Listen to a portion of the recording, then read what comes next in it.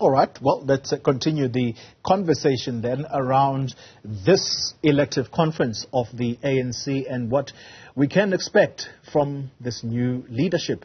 And President Cyril Ramaphosa, some people holding the view that perhaps he should mount a cabinet reshuffle following his convincing win at the party's elective conference. Sandile Swana is a political analyst and he joins us now. Mr. Swana, thank you very much for your time. I hope you would have heard Stan Mathabatha in that first soundbite where he seeks to defend the fact that he has included his deputy chairperson in Limpopo, Florence Radzelane, into his cabinet. This is a person who has been implicated in the collapse of the VBS Mutual Bank. If you marry that statement, Mr. Swana, to that of the president yesterday when he closed that conference, and that's to say that if the ANC does not deal with corruption, does not kill corruption, then the party itself is actually going to see its demise. How do we understand ANC leaders better? Because on the one hand, they're saying one thing, and then they completely act differently.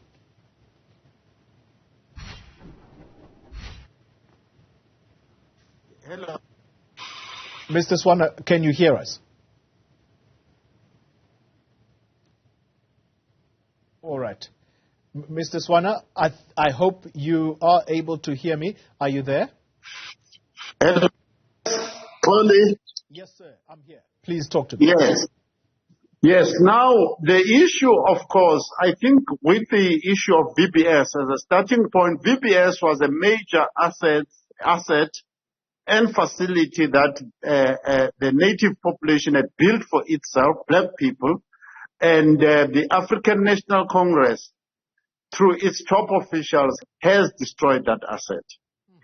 Now, second to that, there are many other assets that they have destroyed through corruption, and the public has noticed this, I believe. That is why their electoral fortunes are declining. The issue that they use the law to say that until a person is charged by the NPA and is going through a trial, they will not act. The idea that they stick to the Constitution on that note is also another area where they need to be more consistent in sticking to the Constitution, because there are other clauses in the Constitution that they undermine.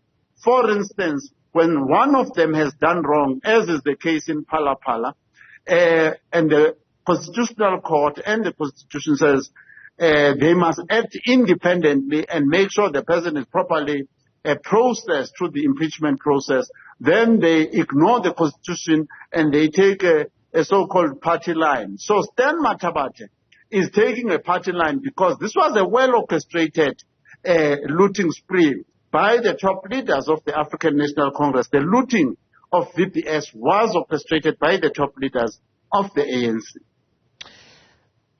I'm glad that you focused the attention, Mr. Swana, on VBS, because it is exactly what the president decried yesterday in his speech. I just want to quote him directly.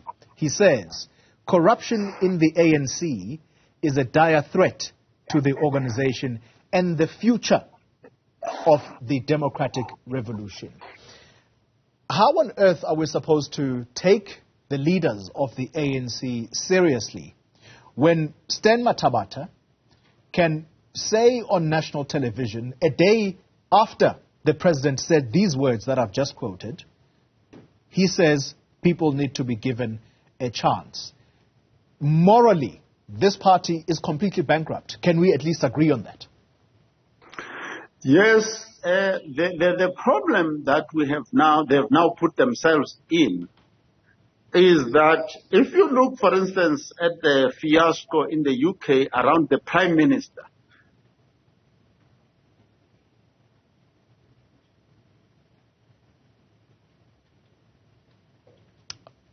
I think the connection to Mr. Swana has just broken off. It's either the sound, I think, but we'll try and see if Mr. Swana can hear us. Mr. Swana, are you there? All right. All right. It does seem that the connection to him.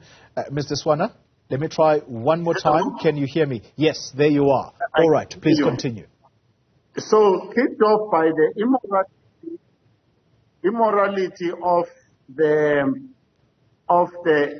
ANC. Now, the immorality goes like this. First of all, when you look at Johnson in Britain, he was kicked off on the basis of his own lack of moral judgments, frivolity, and so on and so forth. Not because he committed a crime as such.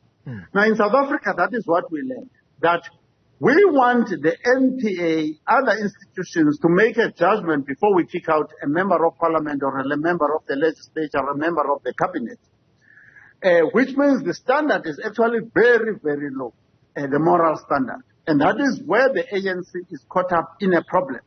Because now a person is implicated, and they agree the person is implicated, but they cannot pass a judgment on the person.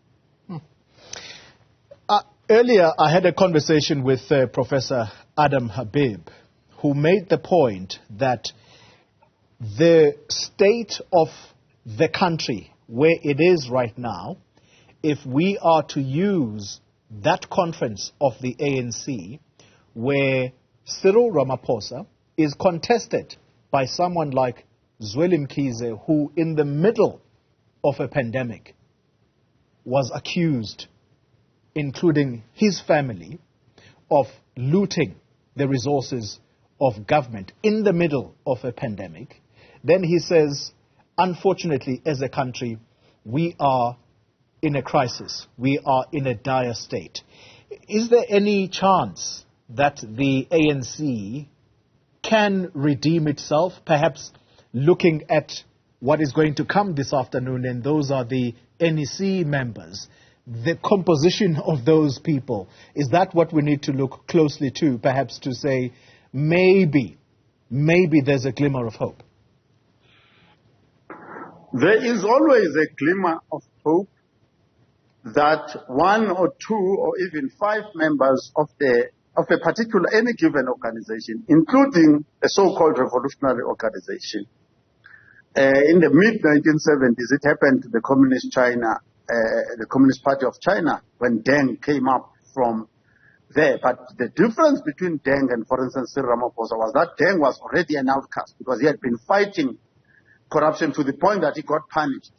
Cyril Ramaphosa, on the other hand, is somebody who decided to keep quiet, not to get punished, so that he can eventually get a chance to clean up corruption without upsetting the cat. There's no such a thing. So we have not seen a consistent campaigner who is uncompromising on corruption, who is prepared to clean up, who is prepared to pay the price and make the necessary sacrifices. But that does not mean that it is not possible for it to happen, that maybe there are people that we have not noticed who can emerge from the NEC or from somewhere else and start a proper cleanup in the ANC. It's still possible. One of the people I read this past weekend, an opinion piece in the Sunday Times, his name slips my mind right now, but he wrote a beautiful piece where he actually points to what the ANC has been promising us for many years, and that is prosperity. And he says they constantly hold up the Communist Party of China as a shining example of what economic prosperity should look like. They even take visits to that country as a political party in order to learn from them. But he asks the question, is there such a vision here in South Africa? Because that starts with visionary leadership. Is there such a vision? And by extension, is there such a project that the ANC, it could be argued, it is working towards in order to take us to that promised land? Yes, actually, the truth of the matter is that if you wanted to talk about a vision, and then I'll go to the two people that have tried to follow on this issue, which is Thabo Mbeki and Badile Vuta. They said the vision is actually the NDP. However, there are other things that have come up in the meantime, such as the new dawn.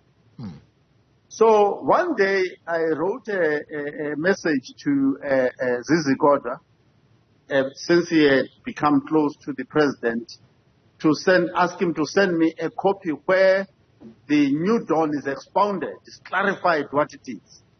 That was when Zizi had just taken office in the presidency.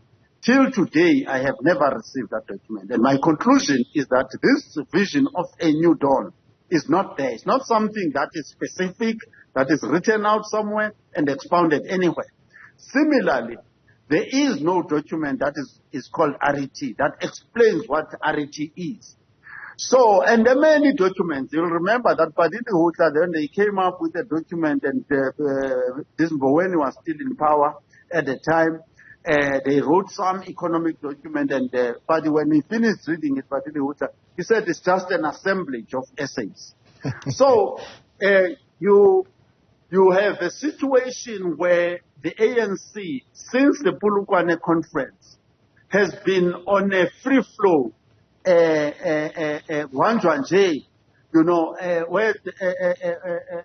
Thabo Mbeki speaking in 2012 at the Investor Forte, he said we are in a directionless drift that is headed towards an ever-deepening crisis. So, and Ramaphosa has maintained that pattern that the Polokwane Brigade, of which the likes of Gwede Mandashe and the likes of Balula were part of that, and Ramaphosa was actually part of the Polokwane Brigade. So I can say safely, without any fear of contradiction, that there is no vision in South Africa comparable to the vision of the Communist Party, or comparable to the vision of Singapore, or comparable to the vision of South Korea, or comparable to the vision of Estonia, any of the successful. Maybe you can have a vision comparable to any of the failing countries. Maybe at best we can have that. That's an indictment, Mr. Swana. But if indeed you are correct, then I've got to ask a question about ordinary South Africans, because that is who ultimately brings the ANC back into power and have done so for the past 27 years now. We are in the 28th year. Come 2024, that decider will come again. Let me ask you a question that is phrased based on a statement that was made by one of the researchers at the Brenthurst Foundation. I think, in fact, it was the CEO. I was listening to him on radio, and he says, it does appear that as a country, we are stuck in a conspiracy of optimism as a people, because this ANC, it fails people time and again, but they make an effort to give it yet more chances. Is he correct when he says we are stuck in this conspiracy of optimism? I would give him 100 marks. I think he's right. You see, some of us, including me, by the way, and you'll forgive me, when we were living under apartheid, in as much as we're actively involved in fighting apartheid, we also had the hope that there was a much more mightier force than us, the ANC in exile. We held those fellows in such high esteem that actually any of the white system, any part of it, is inferior to our comrades in exile. And when they came back, a lot of us left that political activism completely to the senior brothers who were coming from exile in the bush. And it turned out that we're actually handing over our country to nothing.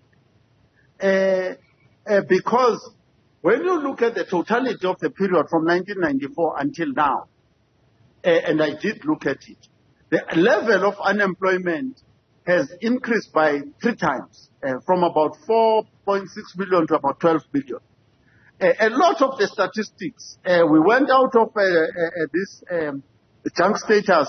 Thabo Mbeki took us out, and both Cyril and Zuma sank us back in there, and so on and so forth. So, but because we have this outsourcing mentality, when a person appears in ANC colors, wearing a suit, in front of a microphone, we then say, there's a leader, a messiah who's going to take us out of all these troubles.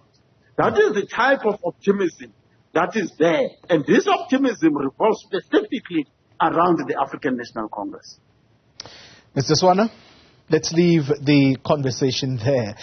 Perhaps as a parting shot, before I let you go, your thoughts on what the composition of the NEC that will be announced at 2 o'clock this afternoon ought to look like, at least for the president to be able to be seen to give South Africans the much needed hope that they are looking for, that he is going to hopefully implement some of the many, many promises and policies that have been promised.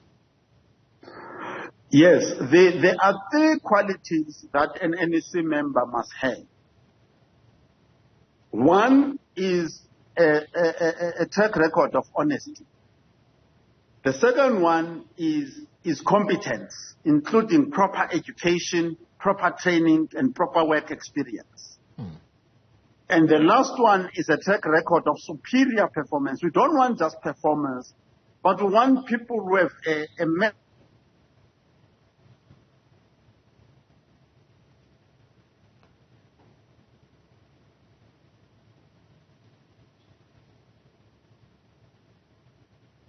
All right. I think just at the tail end of this conversation, we've lost Mr. Sandile Swana, political analyst there. At least we've got the gist of his thoughts on the ANC coming out of this conference, but also just that last bit, I would have wanted to hear what his thoughts are on how that NEC should shape up.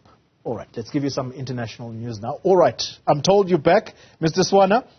Just that one last thought around the NEC composition. What does it need to look like? The NEC composition needs to have three characteristics. Each member must have these characteristics. One, a proven track record of honesty, professional honesty. Two, a proven track record of credentials of competence, skill, education, and training. Lastly, a track record of superior performance. You don't want somebody who tries hard but never succeeds. Yeah. We want people who have a proper track record of success. And that is all that is needed.